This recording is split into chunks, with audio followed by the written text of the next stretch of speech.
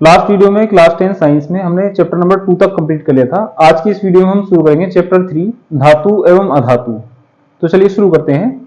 Chapter 3 का नाम है धातु एवं अधातु। धातु और अधातु को समझने से पहले हमें पता होना चाहिए पदार्थ क्या होता है। पदार्थ,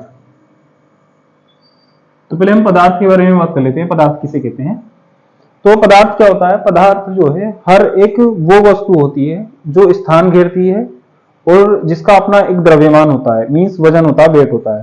तो हमारे चारों ओर की वो सभी चीजें जिनका द्रव्यमान होता है और जो किसी स्थान पर रखने पर उस स्थान को ग्रहण कर लेती हैं, उनको कहते हैं पदार्थ। जैसे कि ये मार्कर, इसका अपना एक द्रव्यमान है, अपना एक वेट है, वजन है इसका, और अगर हम इसे किसी स्थान पर रखेंगे तो ये उस स्थान को ग्रहण कर लेगा। ठीक उसी तरह से अगर हमारे पास चेयर है, कुर्सी, तो हम चेयर को अगर हम किसी स्थान पर रखते हैं तो वो उस स्थान को घेर लेती है और उसका अपना एक द्रव्यमान भी होता है। अगर हमारे पास एक गिलास है, उसमें अगर हम पानी फिल कर दें तो उस पानी का अपना एक द्रव्यमान भी होगा और वो उस गिलास के अंदर के स्थान को घेर लेता है। तो हर एक वो वस्तु जिसके अंदर द्रव्यमान होता है और वो किसी स्थान पर रखने पर उस स्थान को घेर लेती है, उसे कहते हैं पदार्थ। तो पदार्थ में क्या क्या आ जाएगा? पदार्थ में हम ले सकते हैं जल, लोहा, प्लास्टिक, ये कुछ पदार्थ हैं। अब ये जो पदार्थ होते हैं ये दो प्रकार के होते हैं। फर्स्ट होते हैं शुद्ध पदार्थ,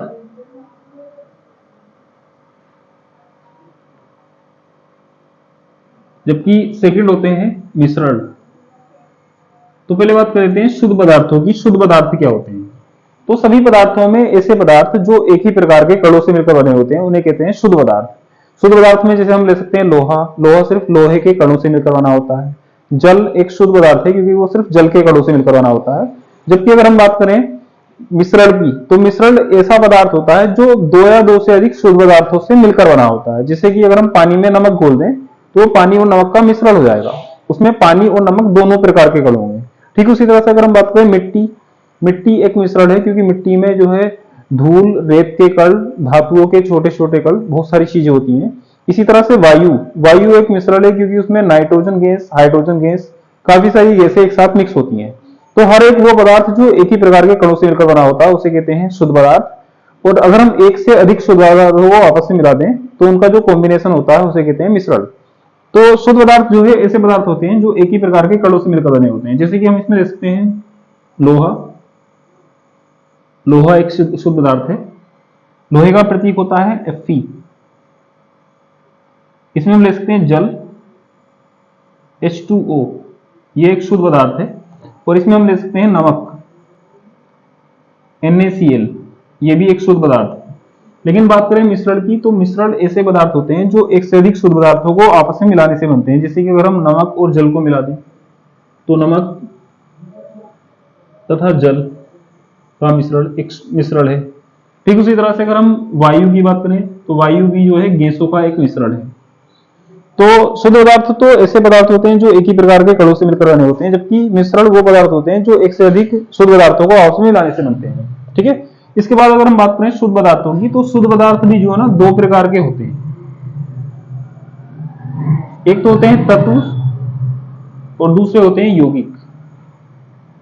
तो पहले देख लेते हैं तत्व क्या होते हैं। तत्व, तत्व ऐसे शुद्ध पदार्थ होते हैं जो एक ही प्रकार के परमाणु से मिलकर बने होते हैं। जैसे कि लोहा, लोहा एक तत्व है क्योंकि लोहा सिर्फ Fe के परमाणुओं से मिलकर बना होता है। लेकिन अगर बात करें जल और नमक की, तो जल जो है H2O, ये दो भिन्न प्रकार के परमाणुओं से मिलकर बना है। जल हाइड्रोजन और ऑक्सीजन के परमाणुओं से मिलकर बना होता है। नमक NaCl, नमक में जो है सोडियम के परमाणु भी होते हैं और क्लोरीन के भी परमाणु होते हैं।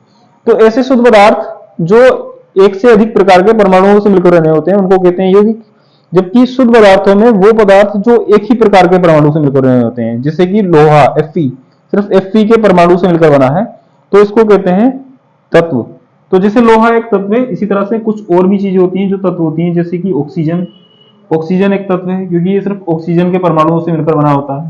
तत्व वो पदार्थ होते हैं जो एक ही प्रकार के परमाणु से मिलकर बनते हैं। जैसे लोहा, ऑक्सीजन, इसमें हम ले सकते हैं सोना, तांबा, ये लोहा, लोहे का प्रतीक होता है Fe। ऑक्सीजन जो अणु होता है उसका फॉर्मूला होता है O2, और सोने का प्रतीक होता है Au, जबकि तांबे का प्रतीक होता है Cu। तो ये जो है कुछ तत्व हैं तत्व वो पदार्थ होते हैं जो एक ही प्रकार के परमाणु से मिलकर बने होते हैं। तो चैप्टर नंबर 2 में, चैप्टर नंबर 3 में हम पढ़ने वाले हैं धातु एवं अधातु। तो जो धातु और अधातु होते हैं ना, ये एक प्रकार के तत्व होते हैं, मतलब जितने भी तत्व होते हैं इन तत्वों को हम धातु और अधातु में वर्गीकृत कर सकते हैं। तो इस चैप्टर में हम दो चीजें पढ़ेंगे, धातु और अधातु। धातु हो या अधातु, ये सभी जो है ना तत्व होते हैं। तत्व जो है धातु भी हो सकते हैं और अधातु भी हो सकते हैं।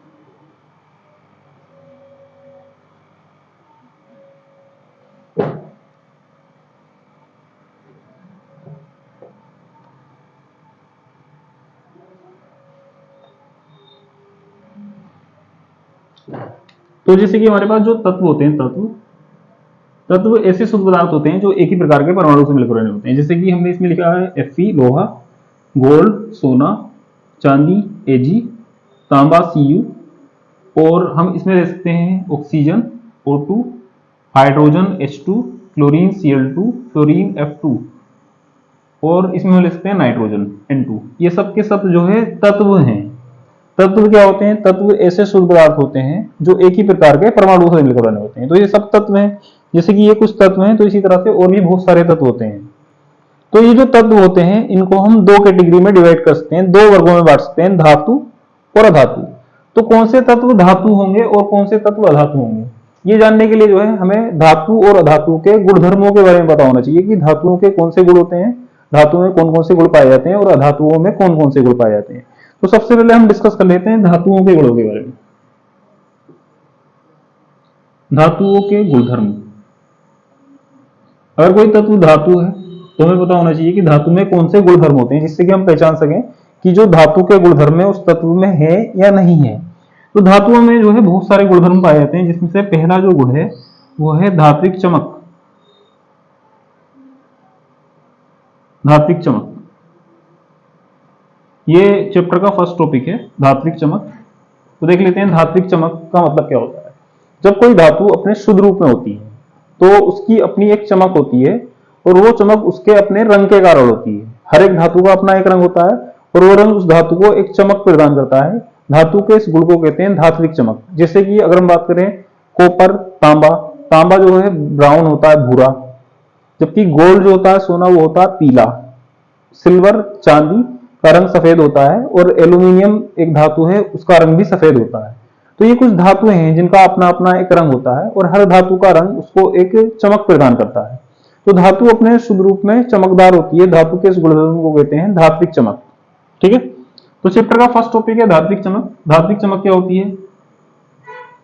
धातु अपने शुद्ध रूप में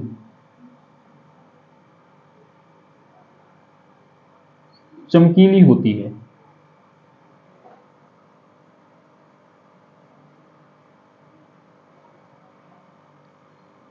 धातु के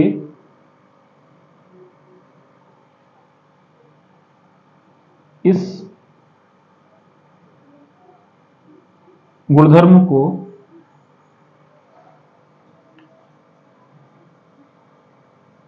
धात्विक चमक कहते हैं।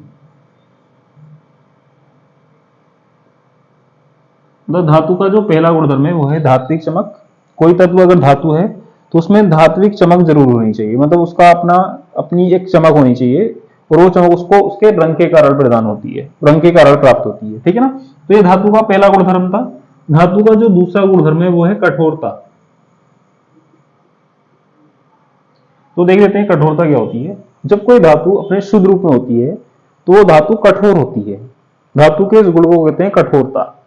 और सभी धातुओं की कठोरता अलग अलग होती है। जैसे कि अगर हम एल्यूमिनियम और लोहा, ये दो अलग अलग धातुओं के टुकड़े ले लें, तो अगर हम लोहे और एल्यूमिनियम की कठोरता की अगर तुलना करेंगे, जैसे कि अगर हम एक लोहे की स्टिक ले लें और एक एल्यूमिनियम की स्टिक ले लें, तो लोहे की स्टिक एल्यूमिनियम की स्टिक की तुलना में अधिक कठोर होगी, वो अधिक कठोरता व्यक्त करेगी। मतलब लोहा जो है एल्यूमिनियम से अधिक कठोर होता है। जबकि अगर हम एल्यूमिनियम के साथ अगर तांबा ले लें तो उन दोनों की भी अपनी अपनी एक कठोरता होगी। तो जब कोई धातु शुद्ध रूप में होती है तो वो कठोर होती है। धातु के इस गुण को कहते हैं कठोरता। सभी धातुएं कठोर होती हैं। कुछ धातुओं की कठोरता अधिक होती है, कुछ धातुओं की कठोरता कम होती है। लेकिन कुछ धातुएं ऐसी भी होती हैं जो बहुत ज्यादा मुलायम होती हैं, इतनी मुलायम कि उनको चाकू से आसानी से काटा जा सकता है। जैसे कि इस तरह की धातुओं में एक धातु है सोडियम। सोडियम एक ऐसी धातु है, और पोटेशियम, इन धातुओं को चाकू से काटा जा सकता है क्योंकि ये धातुएं ना मुलायम होती हैं, कठोर नहीं होती। ठीक है ना। कठोरता, धातु अपने शुद्ध रूप में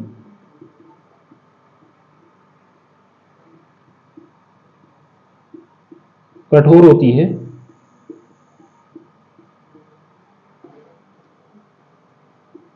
धातु के इस गुण को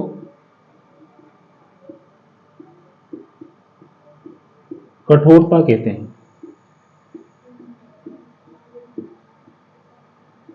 वैसे तो धातुएं कठोर होती हैं, अलग अलग धातुओं की कठोरता अलग अलग होती है, लेकिन कुछ धातुएं ऐसी हैं जैसे कि सोडियम, सोडियम का प्रतीक होता है Na, और पोटेशियम, पोटेशियम का प्रतीक होता है K।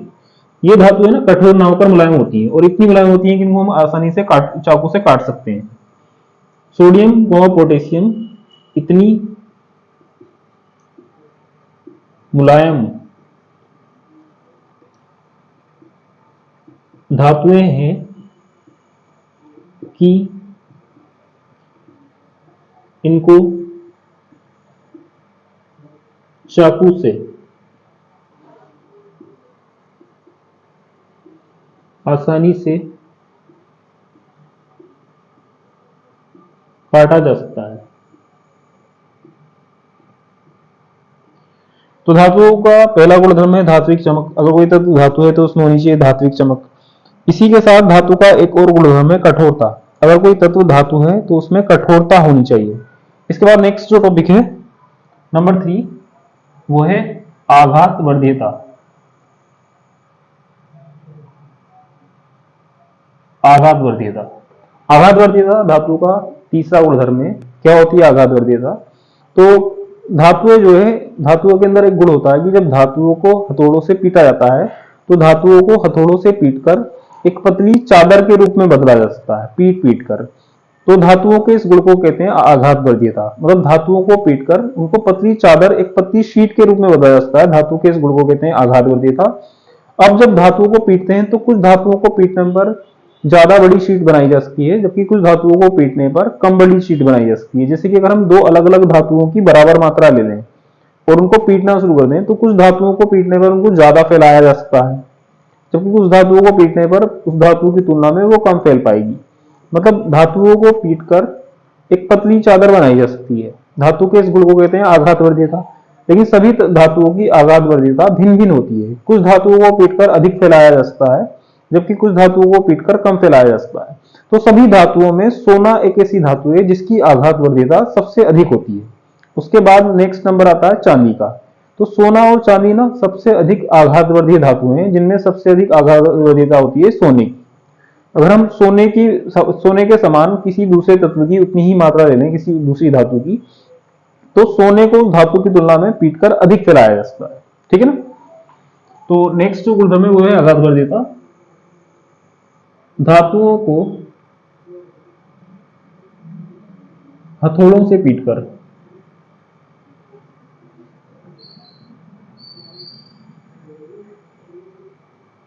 पतली चादर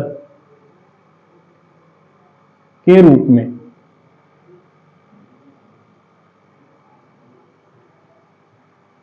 बदला जा सकता है।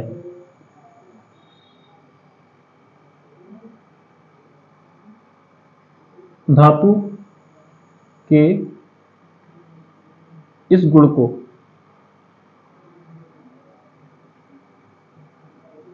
आघात वर्ध्यता कहते हैं।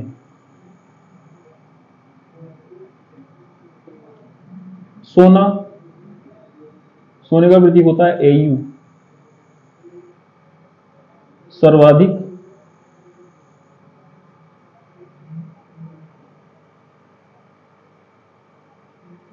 आघात वर्धीय धातु है।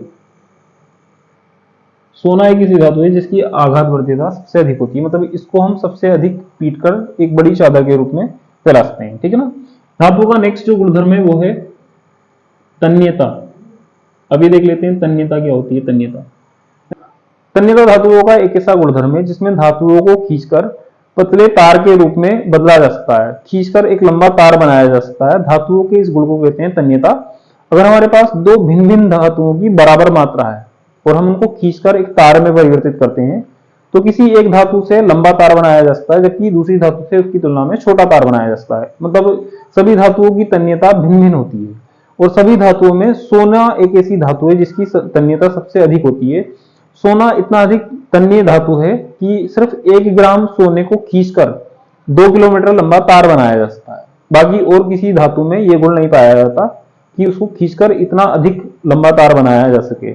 तन्य धातु तो बाकी धातु भी होती हैं, उन धातुओं को खींचकर भी हम तार बना सकते हैं, लेकिन सभी धातुओं में सोना एक ऐसी धातु है जो सर्वाधिक तन्य है। ठीक है ना।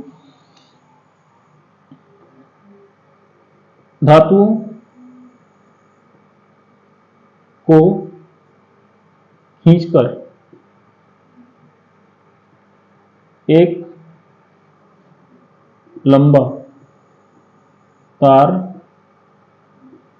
बनाया जा सकता है।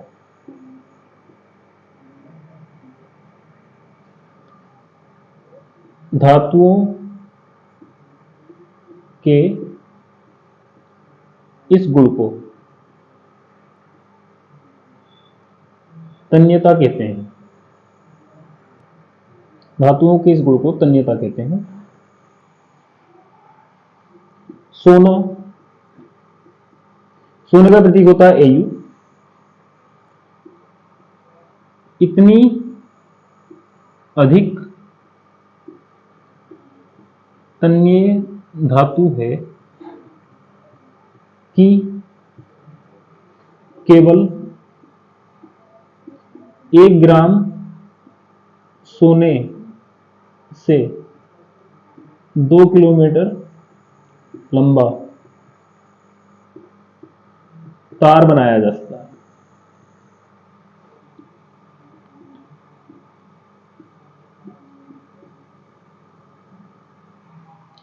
तो अभी तक हम धातुओं के 4 गुण पढ़ चुके हैं। अब इसके बाद नेक्स्ट देखते हैं।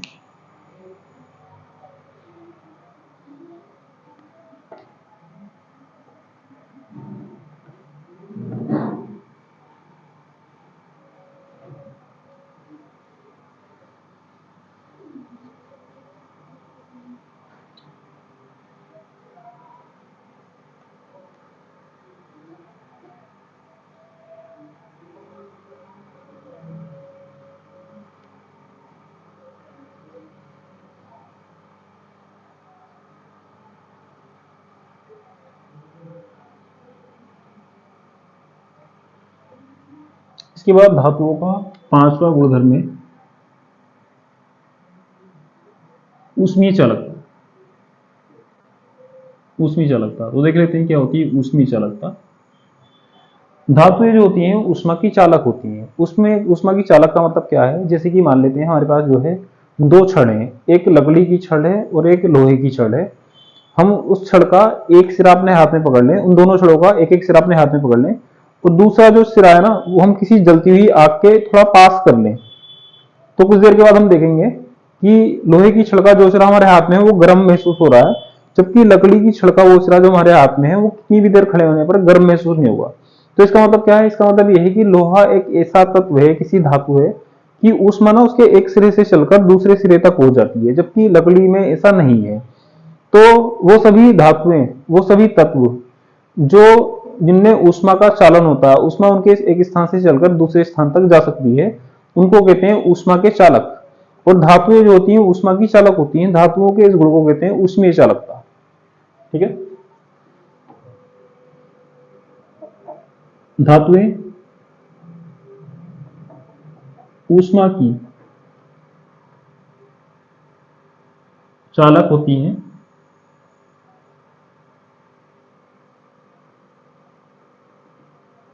धातुओं के इस गुण को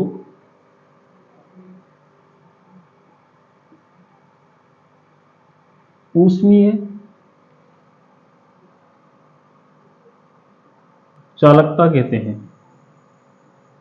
ऊष्मीय चालकता कहते हैं।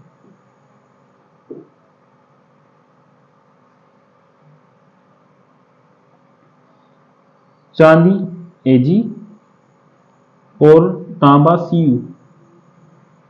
ऊष्मा की सबसे अच्छी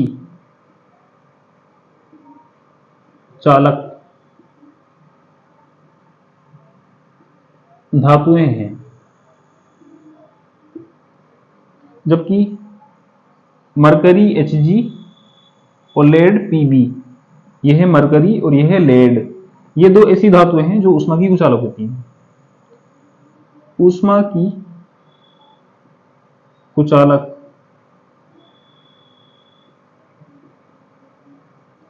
धातुएं हैं। तो ये धातुओं का 5वां गुणधर्म था। अब इसके बाद नेक्स्ट धातुओं का जो छठा गुणधर्म है 6, वो है ध्वनिक। तो ध्वनिक क्या होता है? ध्वनिक को जो है सोनोरस भी कहते हैं, सोनोरस। तो देख लेते हैं ये ध्वनिक होता क्या है। तो ध्वनिक क्या होता है? धातुएं जो होती हैं जब किसी कठोर सतह से टकराती हैं तो ध्वनि उत्पन्न करती हैं, आवाज उत्पन्न करती हैं। धातुओं के इस गुण को कहते हैं ध्वनिक। धातुओं के इस गुण के कारण ही ना स्कूल की जो घंटी होती है वो धातु की बनाई जाती है, क्योंकि जब धातु को किसी कठोर सतह से टकराया जाता है तो वो ध्वनि उत्पन्न करती है और वो ध्वनि बहुत तीव्र होती है जो दूर तक सुनाई देती है। इसलिए स्कूलों की घंटियों को धातुओं का बनाया जाता है। ठीक है ना। जब धातुएं कठोर सतह से टकराती हैं तो ध्वनि उत्पन्न करती हैं।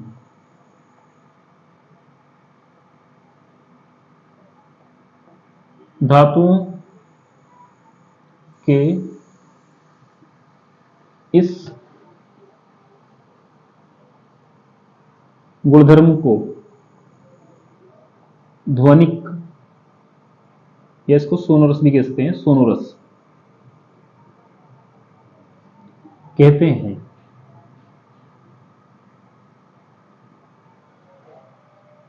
इसके बाद धातुओं का नेक्स्ट गुणधर्म है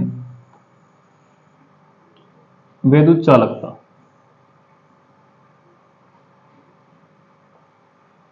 वैद्युत चालकता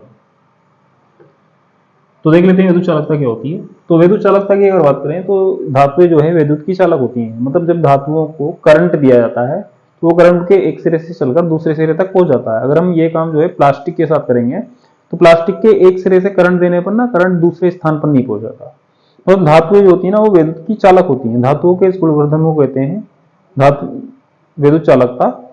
और सभी धातुओं में जो सबसे अच्छी वैद्युत की चालक धातु है वो है चांदी। उसके बाद दूसरा स्थान आता है कॉपर, तांबे का। उसके बाद तीसरा स्थान आता है एल्यूमिनियम का। ठीक है ना। धातुएं वैद्युत की चालक होती हैं।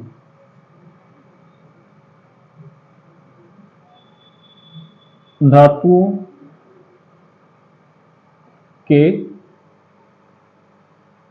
इस गुणधर्म को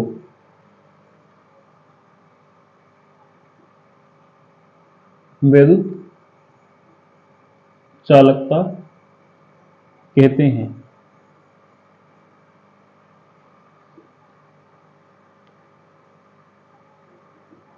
धातुओं की वैद्युत चालकता का क्रम। सबसे अच्छी चालक धातु है सिल्वर, चांदी। उसके बाद आता है नेक्स्ट कॉपर, तांबा। और उसके बाद आता है एल्यूमिनियम, Al। चांदी वैद्युत की सबसे अच्छी चालक है, लेकिन जो बिजली के उपकरण होते हैं उसमें कॉपर या एल्यूमिनियम का उपयोग किया जाता है। इसका रीजन है क्योंकि चांदी बहुत महंगी धातु है और ये सबसे अच्छी चालक तो है, लेकिन महंगी होने के कारण इसका उपयोग जो है बिजली के उपकरण बनाने में नहीं किया जाता। लेकिन जो कॉपर और एल्यूमिनियम होता है ना, इसका उपयोग बिजली के तार बनाने में किया जाता है, क्योंकि कॉपर जो है चांदी के बाद दूसरे स्थान पर आती है और एल्यूमिनियम चांदी के बाद तीसरे स्थान पर आती है। क्योंकि एल्यूमिनियम और कॉपर में कॉपर जो है विद्युत की ज्यादा अच्छी चालक है, इसलिए जो ना कॉपर वाले जो वायर होते हैं, बिजली के जो कॉपर के तार होते हैं वो थोड़े महंगे होते हैं और एल्यूमिनियम के तार थोड़े सस्ते होते हैं, ठीक है ना, क्योंकि कॉपर एल्यूमिनियम से ज्यादा अच्छी चालक है। अब हम यहाँ एक पॉइंट और डिस्कस कर लेते हैं उसमें चालकता में, जैसे कि एजी और सीयू ऊष्मा की सबसे अच्छी चालक होती हैं, जबकि लेड और पीबी सॉरी मरकरी और लेड ये ऊष्मा की कुचालक धातुएं हैं। तो क्योंकि सिल्वर और तांबा ये ऊष्मा की सबसे अच्छी चालक धातुएं हैं, तो जितने भी ऐसे उपकरण होते हैं जिसमें ऊष्मा का उपयोग किया जाता है उनको जो है तांबे से बनाया जाता है, क्योंकि चांदी तो बहुत महंगी धातु है, लेकिन तांबा चांदी की तुलना में सस्ता है। तो इसलिए जो है ना गर्म जल के जो टैंक होते हैं वो तांबे से बनाए जाते हैं, क्योंकि तांबा ऊष्मा की एक अच्छी चालक धातु है, ठीक है ना। तो अभी तक हम धातुओं के काफी सारे गुण डिस्कस कर चुके हैं, जैसे कि सबसे पहले हमने डिस्कस किया था नंबर 1 धात्विक चमक,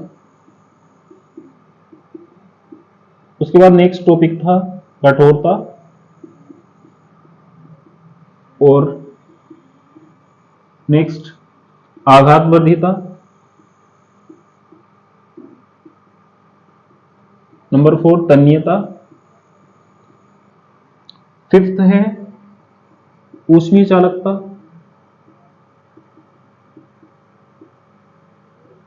और 6 है ध्वनिक, और 7 पॉइंट हमने डिस्कस किया है धातुओं के गुणधर्मों में वैद्युत चालकता।